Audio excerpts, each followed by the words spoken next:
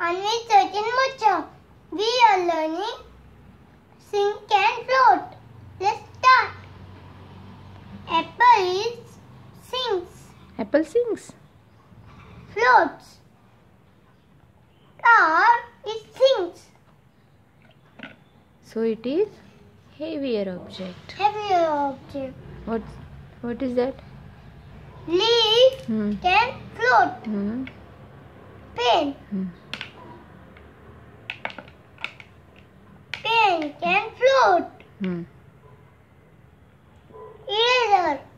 Eraser can go down. Then what is it called? Sink. Sink. Sink. Coin have a coin sink shape. Okay. Spoon. Spoon have a sink.